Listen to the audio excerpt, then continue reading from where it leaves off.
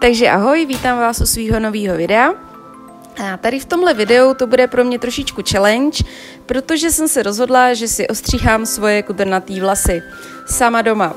Sama jsem byla zvědavá, jak to dopadne, ale na YouTube jsem si našla jedno video, který vypadalo docela jednoduše, tak jsem si říkala, proč to neskusit. Moje vlasy už opravdu potřebovaly hodně oživení, už byly hodně splihlí a prostě potřebovaly trošičku odlehčit. V první fázi je teda důležitý si vlasy umýt, nedávat si do nich potom žádný produkt a úplně prvním krokem je, že si vlasy zčešete ze zadu dopředu do takového vysokého culíku, který budete mít nahoře na čele. Je opravdu důležité, abyste si tam dali úplně všechny vlasy a měli je vyčesaný skoro až do rovna. Vidíte, že já mám vlasů docela dost, proto už mi taky hodně splihly. A tady si dáváme gumičku, potřebuje se hodně utáhnout, aby vám culík pořádně držel.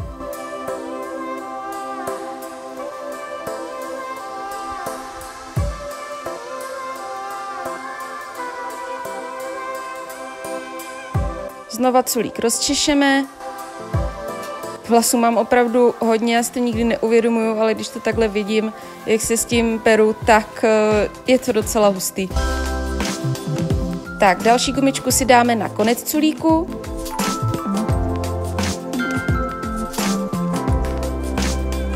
A stáhneme si ji tam, kde chceme vlasy ustřihnout.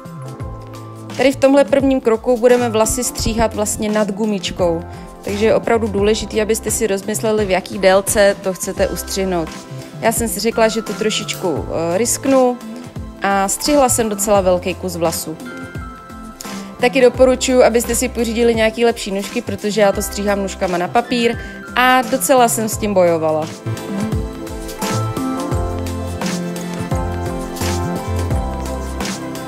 Voilà, a máme to hotový. Taky je dobrý si ustřihnout pár takhle konečků, aby ty vlasy opravdu byly lehčí a líp se tvořily kudrlinky.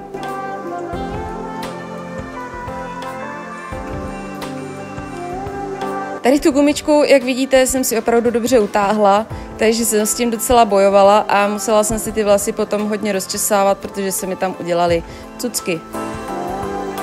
Kontrola je důležitá, docela dobrý. Vlasy znova rozčešeme, opravdu pořádně. Doporučuji si je taky v průběhu procesu namáčet. Já jsem to nedělala a ke konci už jsem je měla na koncích suchý a blbě se mi stříhaly. V druhé fázi si uděláme takzvanou princeznu.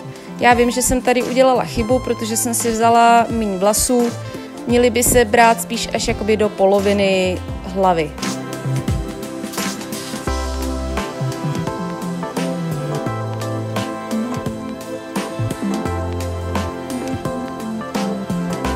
Proces je jinak úplně stejný.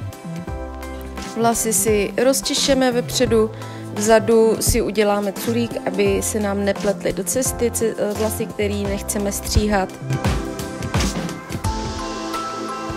Opět si uděláme culík na čele, vlasy pořádně rozčešeme, já jsem s tím docela bojovala, protože už se mi začínaly cuchat.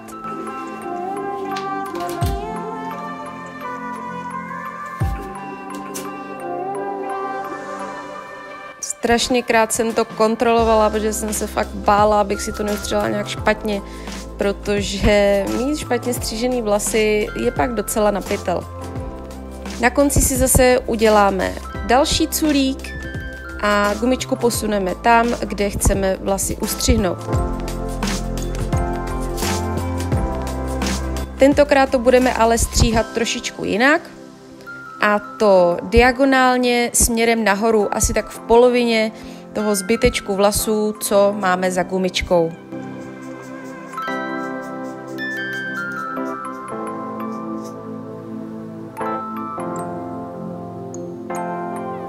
Tady tenhle postup nám má zajistit takzvaný V-shape tvar vlasů, abyste měli viditelné vrstvy vlasů. To je u kudrnatých vlasů strašně důležitý.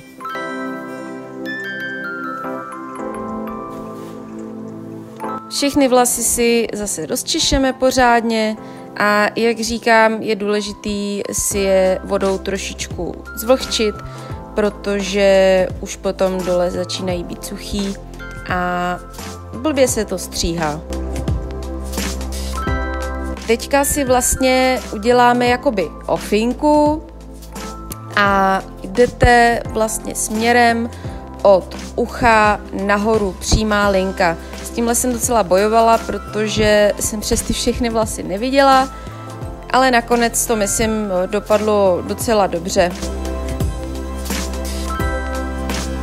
Tady bych řekla, že tahle fáze je asi nejdůležitější, protože tyhle vlasy kolem hlavy vám budou nejvíc vidět a udělají vám hezký tvar obličeje, když se vám to teda povede. Několikátá kontrola. Zdá se to docela dobrý, i když teďka koukám, že jsem neměla úplně dobrou linku udělanou.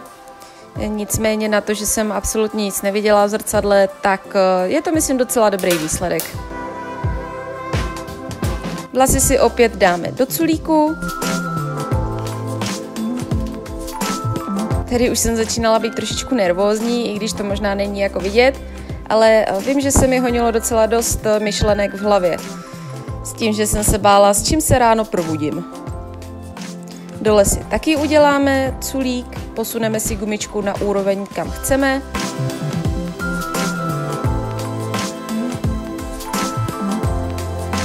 Já jsem si tu ofinku střihla docela dost. A opět stříháme diagonálně směrem nahoru.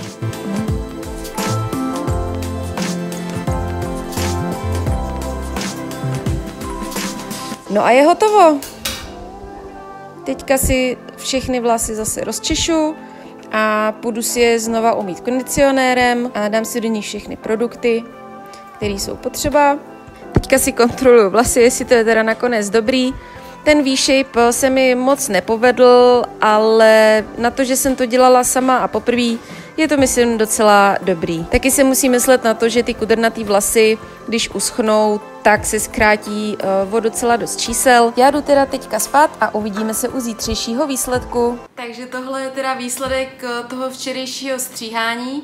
Já myslím, že to dopadlo docela dobře, trošičku, nebo co trošičku, hodně jsem se toho bála. Nikdy předtím jsem to nedělala, ale tady tenhle unicorn style, jak tomu říkají, tak jako docela funguje na ty vlasy. Získala jsem hodně objemu, prostě ty vlasy si strašně ulehčily. Ono se to nezdá, ale já jsem si ustříhla asi takovejhle kus vlasů. Dokonce můžu už i nosit pěšinku uprostřed, protože konečně mám kratší vlasy, kterými tu hlavu ohraničí a hezky prostě to tak nějak jako zviditelní ten obličej. A dokonce se mi ty i kudrlinky začaly tvořit u hlavy, což předtím vůbec se mi nedělalo. Takže já myslím, že to dopadlo docela dobře.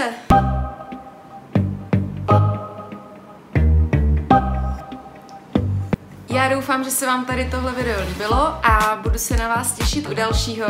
Ahoj!